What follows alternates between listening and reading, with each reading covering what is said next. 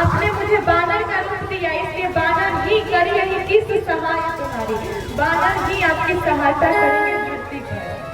और तीसरा श्राप दिया कि मम अपकार किंतु तुम भारी, नारी विरह तुम हो बलिहारी। आपने मेरा विवाह नहीं होने दिया, मुझे एक नारी से विरह करवाया, उसी तरह आपको भी अपनी पत्नी एक नारी से, एक स्त्री से आपको भी विरह का दुख उठाना पड़ेगा। ये 3 श्राप जो है नारद जी ने विष्णु भगवान को दिया, उसी श्राप को स्वीकार किए भगवान विष्णु, इसलिए उनको धरती पर आना पड़ा। और तीसरा श्राप एक समय जलंधर नाम का तीसरा काना, राम जन्म के तीसरा काना जलंधर नाम का राजा, जिनकी पत्नी वृंदा थी, वृंदा जो तुलसी मैया थी।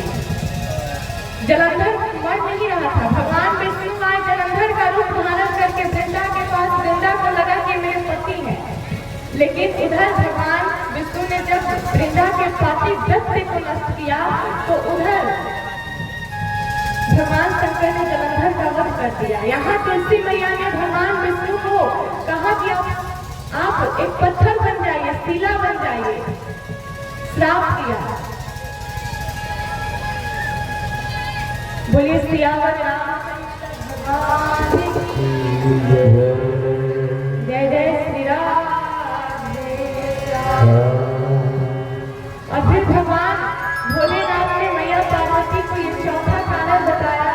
कहते हैं भगवान भोलेनाथ मैया पार्वती से कि देवी स्वयंभू मनु अरु शत्रुपा जिन ते भय दर्शित अनुपा। स्वयंभू मनु और शत्रुपा जो वन में गए और तपस्या किए और भगवान विष्णु से वरदान मांगा, दानी शिरोमणि कृपा निधि नाथ कहु सति भाव, कि चाहे तुम्हें समान सुत प्रभु सन कवन दुराव।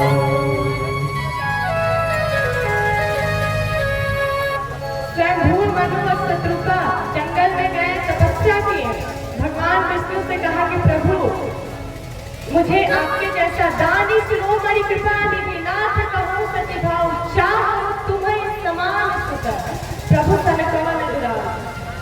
मुझे चाहूँ तुम्हें समान सुत, आपके जैसा पुत्र चाहिए। भगवान ने कहा मेरे जैसा तो संसार में कोई है ही नहीं, मैं तो अकेला हूँ, इसलिए मैं ही आपका पुत्र बनकर आऊंगा।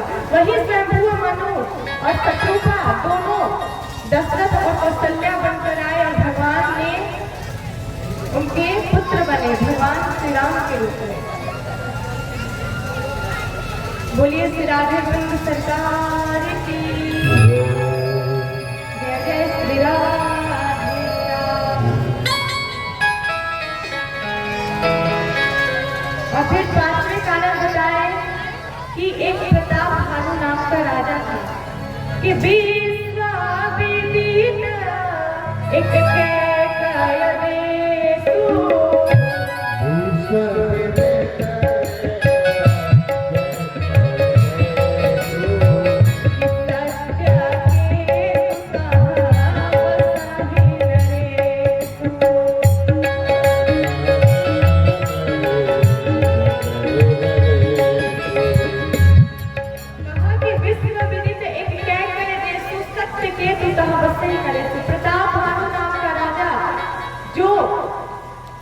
कहते हैं कि सत्यकेतु का पुत्र था, कैकेय देश में रहने वाला, लेकिन प्रताप भानु जो था सबसे बड़ा पुत्र था, एक धर्मात्मा राजा था। उसने संसार में ऐसा कोई यज्ञ नहीं जो उसने नहीं किया था, हजार बार सारे यज्ञ को किए थे, इतना धर्मात्मा पुण्यात्मा था।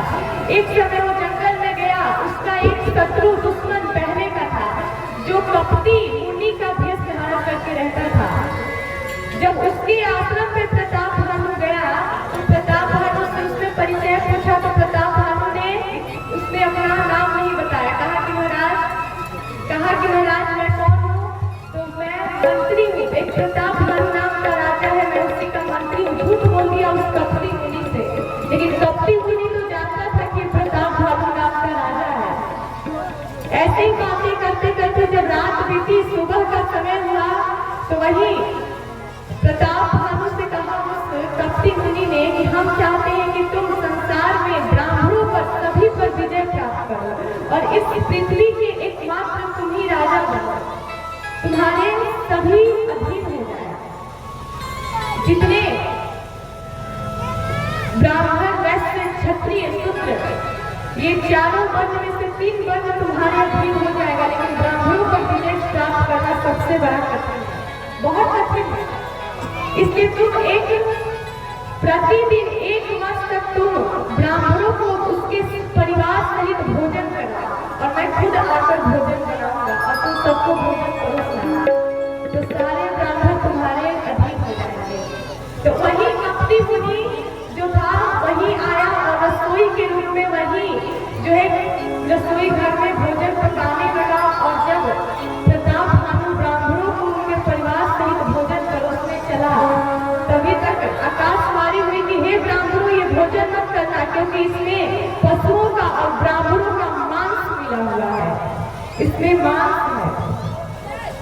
उसी समय सारे ब्राह्मण खड़े हो गए, प्रताप भानु को श्राप दे दिया कि तुम अपने परिवार सहित विनाश हो जाओ, तुम्हारे परिवार में एक भी पानी देने वाला नहीं बचेगा, तुम्हारा सारा परिवार नष्ट हो जाए और राक्षस योनि में चला जाए। यही है ये 5वां कारण जो भगवान वही प्रताप भानु